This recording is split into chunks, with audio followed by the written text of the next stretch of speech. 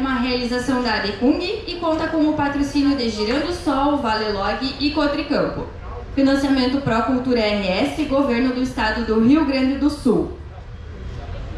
Bom, agora, pela parte da manhã, a gente vai ter essa oficina então com a Maiara, e a parte da tarde, a partir das 13 horas, a gente segue com mais oficinas. Então, para quem quer saber como é que faz fotos com o celular, a oficina é às 13 horas, tá? E depois a gente tem mais outras oficinas, tá? Pela parte da tarde.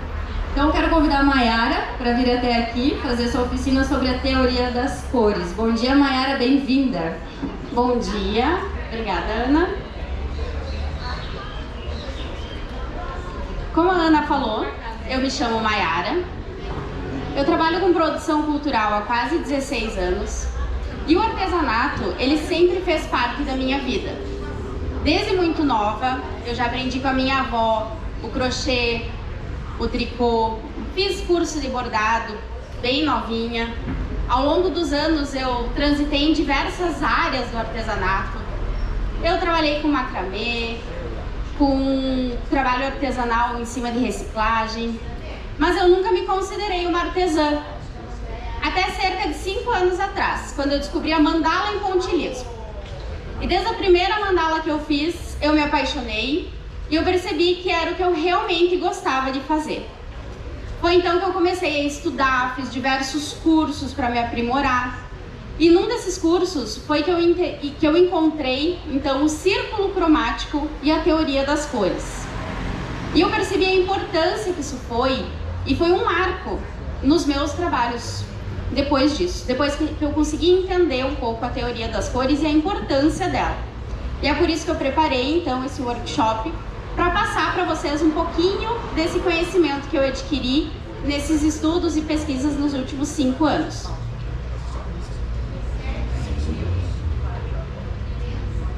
Alguém sabe o que é cor? A história da cor começou há muitos anos atrás. Os primeiros registros sobre cor começaram lá em 350 a.C. com Aristóteles. Todo mundo aqui já ouviu falar em Aristóteles, né? Aristóteles, ele é muito conhecido por ser um filósofo grego. Mas ele não era somente um filósofo. Aristóteles, ele era um polímata. Vocês já ouviram falar essa palavra? Essa palavra é pouco usual hoje em dia. Mas polímata são as pessoas que tinham conhecimento em diversas áreas.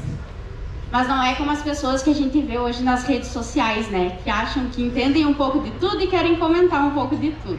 Não. Polímata é aquela pessoa que realmente dedicou a sua vida a diversas áreas diferentes. E a história da cor, ela traz 3 grandes polímatas da humanidade. O primeiro deles, então, Aristóteles. E Aristóteles é o primeiro que a gente tem registros de estudo de cores. E para Aristóteles, a cor, ela estava no objeto. Essa cadeira era preta, a roupa lá era laranja, cada peça tinha sua cor própria. Ele classificou algumas cores como cores principais. Eram as cores da natureza.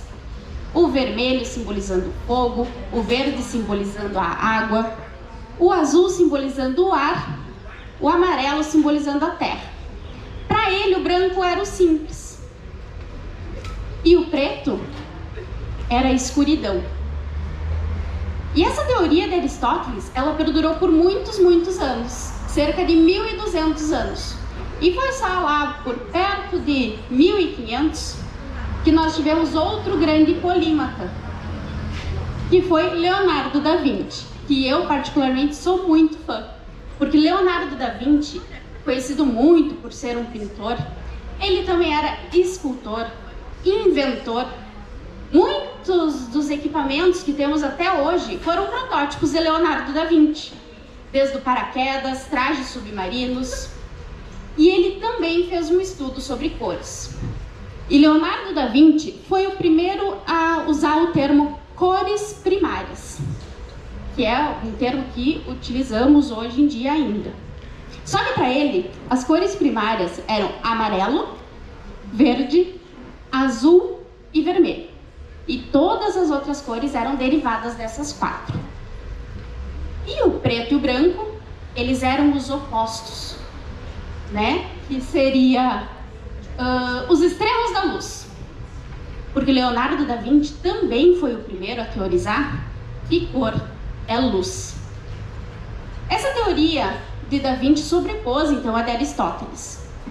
E ela perdurou cerca de 200 anos, quando veio outro grande polímata,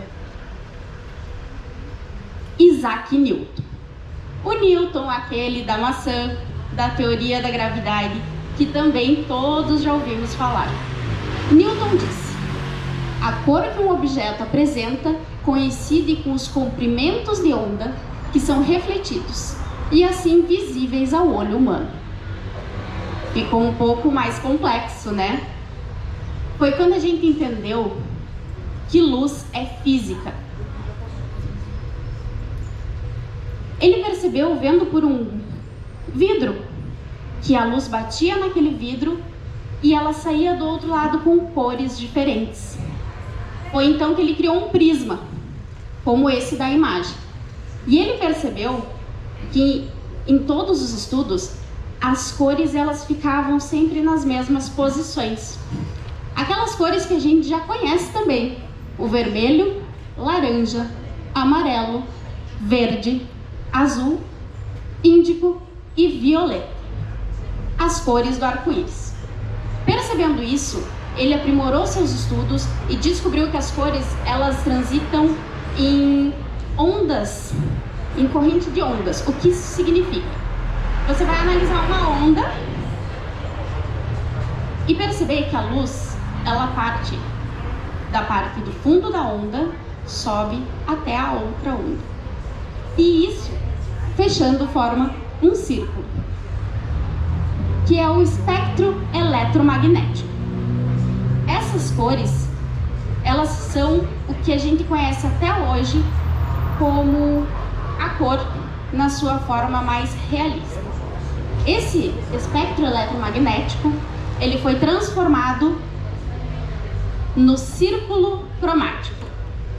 O círculo cromático, então, ele é o objeto de estudo para diversas áreas hoje em dia, desde a cosmética, moda e muito aplicado principalmente no artesanato.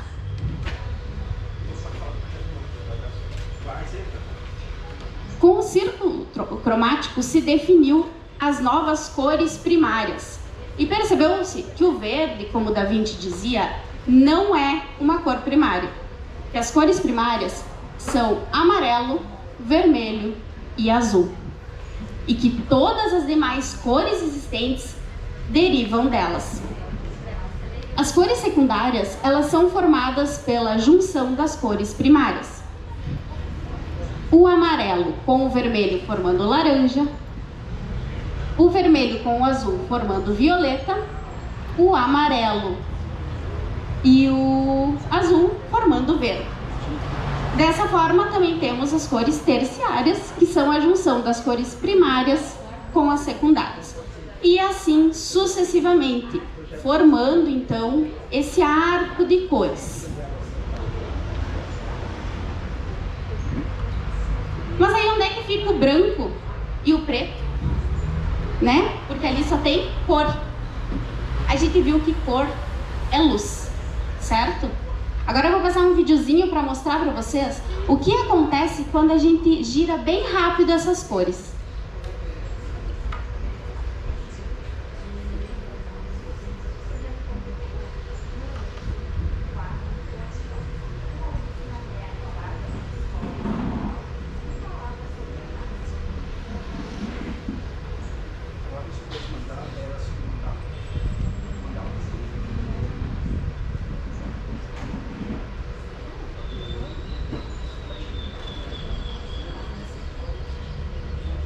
Vocês conseguiram perceber o que acontece com essa junção de cores giradas muito rápido? Elas foram se transformando num degradê de branco até o branco, creme, bege, o branco. Aqui, de repente, não deu para ficar bem visível o branco por causa da questão de cor do próprio telão. Mas o que isso significa? O branco, ele é a junção de todas as cores.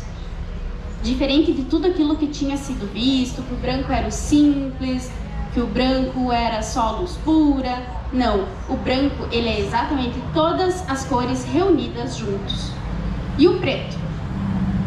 O preto é escuridão, como já havia teorizado? Não, o preto ele é quando o objeto absorve toda a luz, que a luz some. E por isso nós temos o preto e seus derivados, dependendo da intensidade do que o objeto usufrui dessa luz.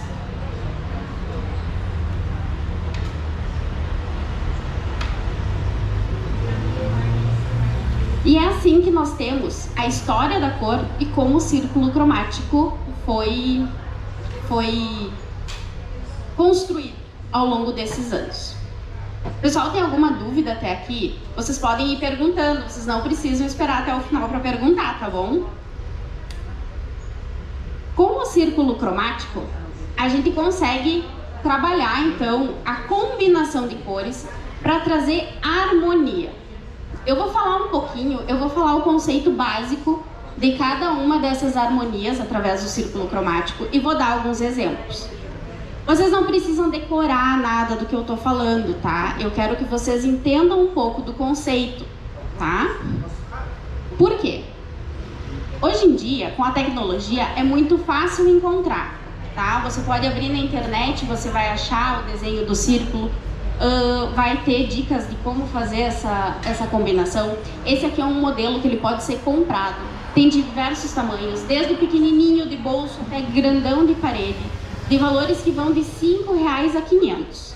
Então, é um produto que é fácil de adquirir e fácil para ter junto para quando você vai produzir o seu artesanato. Então, vocês não precisam estar preocupados em, nossa, eu não vou lembrar de qual cor combina com qual. Não é o intuito do trabalho que a gente está fazendo aqui. O intuito é que vocês entendam que o círculo cromático não é algo novo, não é algo que apareceu agora por modismo. Ele tem história, ele tem estudo. Como eu falei inicialmente, ele tem os maiores nomes de físicos, estudiosos, teóricos, que trabalharam isso para chegar até aqui. E a gente vai começar com a monocromia. O que é a monocromia? É quando você pega uma cor do círculo cromático e você trabalha tonalidades diferentes dessa mesma cor para fazer o seu trabalho.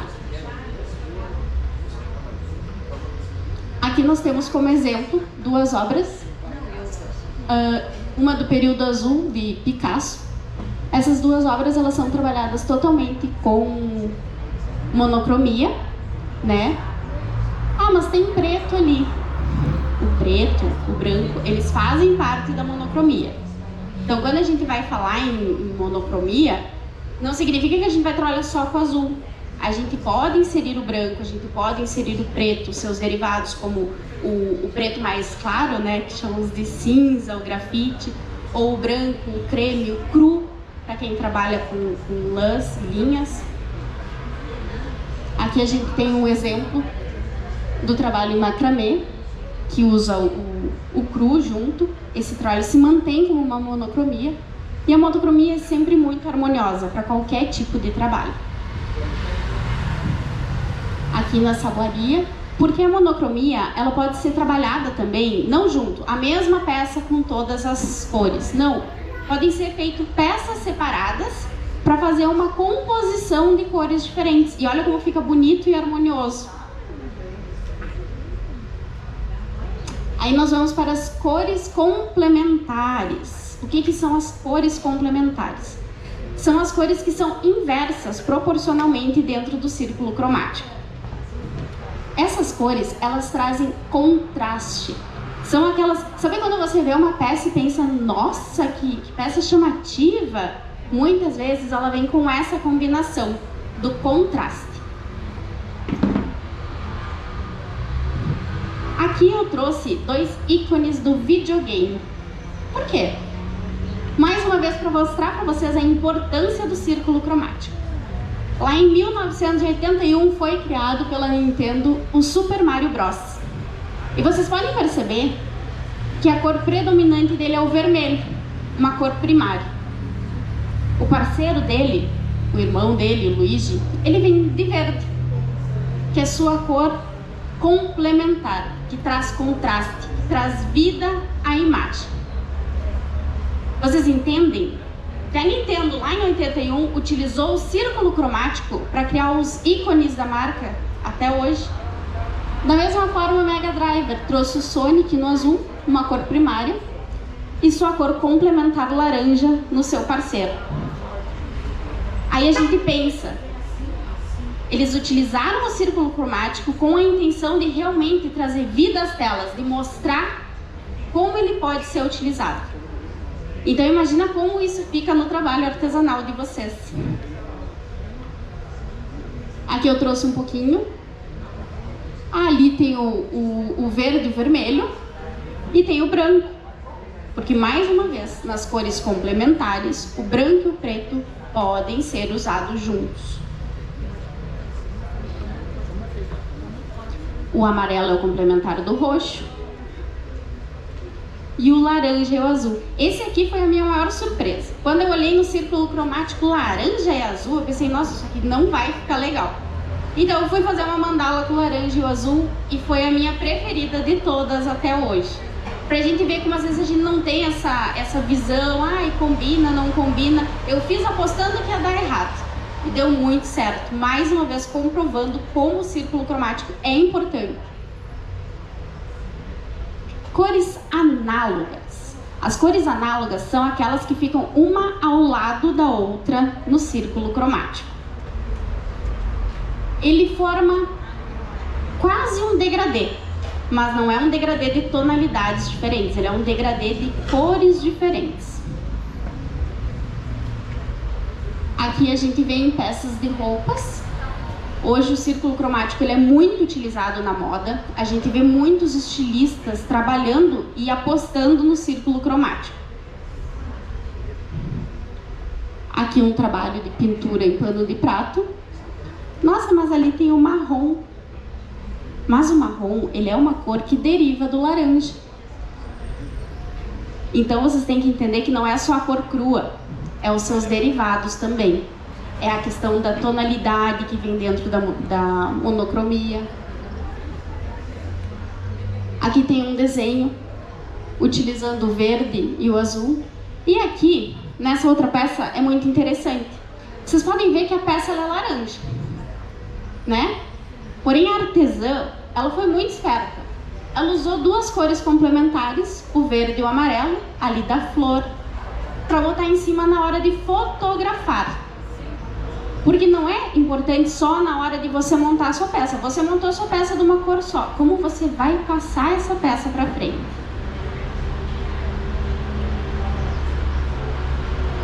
Aqui, o roxo e o azul, que também são análogas, junto com o branco. Aqui não dá para ver direito, ele é um branco perolado. Então, essas tonalidades também fazem esse composê. E aqui nós temos a tríade. Agora começa a ficar um pouquinho mais difícil de entender.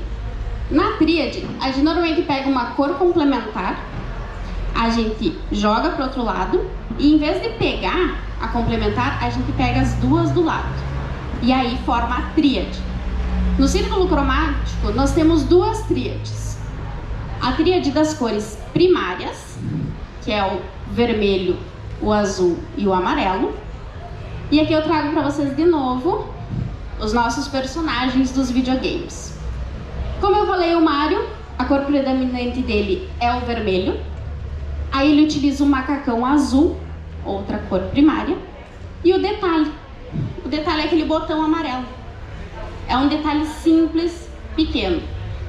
Se fosse rosa, não teria esse mesmo aspecto. Se fosse verde, não teria esse mesmo aspecto. Então, mais uma vez, eles pensaram 100% no círculo cromático para fazer esse personagem. Da mesma forma que o Sonic trouxe aquele detalhe simples em amarelo para trazer essa tríade. Da mesma forma, nos quadrinhos que depois levou ao cinema, nós temos os carros-chefes, tanto da Marvel como da DC Comics, que também se utilizou da tríade para montar os seus personagens. Aqui alguns trabalhos para vocês. Olha aqui, na bonequinha não tem o amarelo, né? Ela foi feita com o vermelho e azul. Mas a pessoa que fotografou colocou na frente de um fundo amarelo para trazer esse efeito, para conseguir passar a imagem para vocês. Aí nós temos a tríade dos secundários, que é o verde, o laranja e o violeta. Mais uma vez ali uma imagem de moda. E nós temos um Pokémon. Se nós pegar vários Pokémons e for analisar, eles usam todos a teoria das cores através do círculo cromático. Todos eles foram compostos com combinações de cores do círculo cromático. Mais uma vez mostrando que os animes lá no Japão também utilizam o círculo cromático. Dois enfeites, ali mais uma vez o detalhe simples na bruxinha, aquele detalhe no chapéu, trazendo a tríade.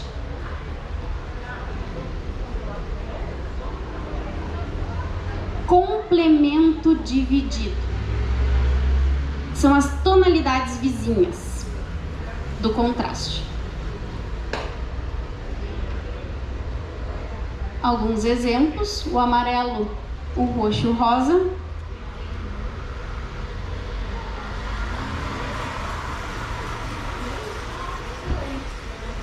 E aqui nós temos a dupla complementar. A dupla complementar é quando você pega a cor, pega o seu complementar e não vai usar aquelas, vai usar justamente as 4 do lado, formando a dupla complementar. E vocês sabem quem que é a dupla complementar mais famosa que existe na televisão? A dupla mais famosa complementar que existe na televisão são os Teletubbies. Os Teletubbies utilizam também o círculo cromático. Aí a gente reflete. Será que se essas cores fossem diferentes, o impacto seria o mesmo? O impacto visual que prendeu várias gerações presas à TV seria o mesmo? Eu acredito que não. Esse estudo do círculo cromático, ele é importantíssimo. Como vocês viram, ele foi importante na história do videogame, na história da TV, na história dos quadrinhos. Todo filme feito, ele vem carregado de cores através do círculo cromático. Por que não utilizar no nosso artesanato? A gente tem que saber usufruir das ferramentas que a gente tem, ainda mais nos dias de hoje, onde a gente tem acesso a muita coisa boa.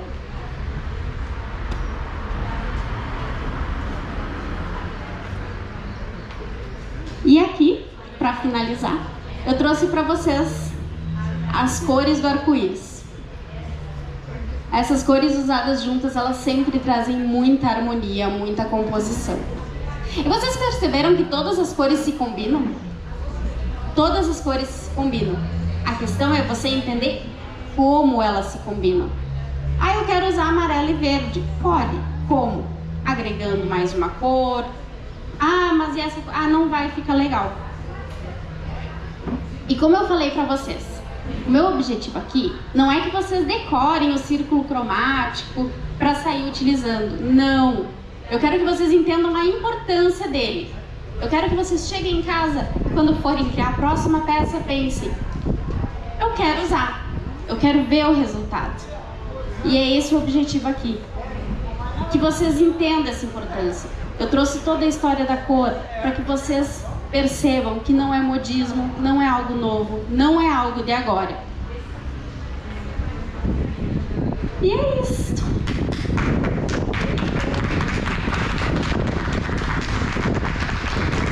Alguma dúvida? Deixa eu falar com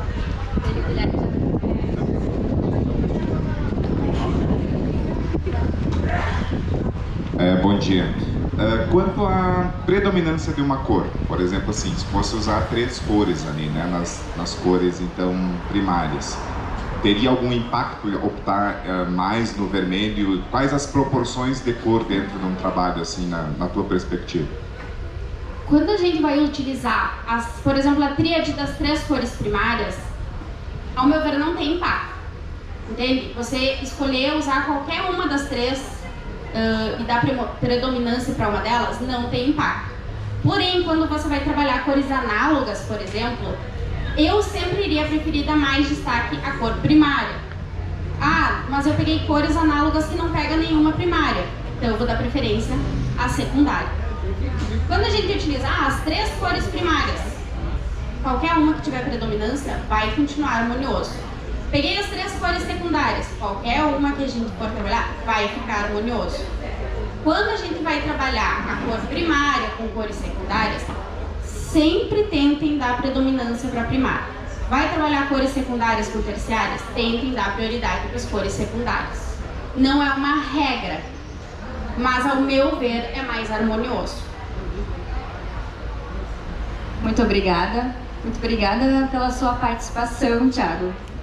Maiara, muito obrigada ali. Vou abrir mais para nossos participantes, se mais alguém tiver alguma dúvida, alguma questão aí, alguma contribuição, pode se manifestar, e a Maiara está à disposição aí de vocês. Bom, então a gente vai dar sequência, né? Agora vamos dar uma pausa nos nossos workshops, porque hoje foi uma manhã bem intensa por aqui.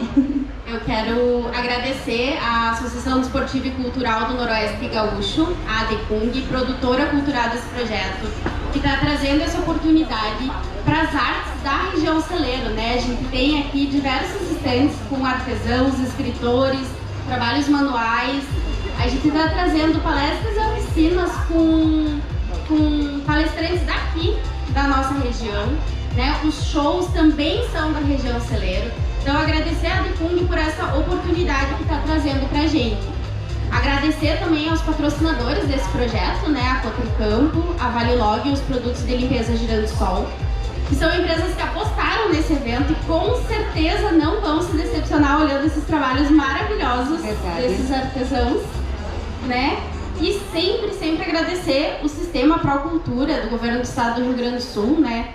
É graças a projetos de financiamento à cultura que a gente tem a oportunidade de ter toda essa estrutura, de poder, a gente tá aqui palestrando, ter essa troca com vocês. Então, muito obrigada a toda essa cadeia produtiva que a gente está recebendo aqui em Três Passos. Muito obrigada, Maiara. Uma salva de palmas.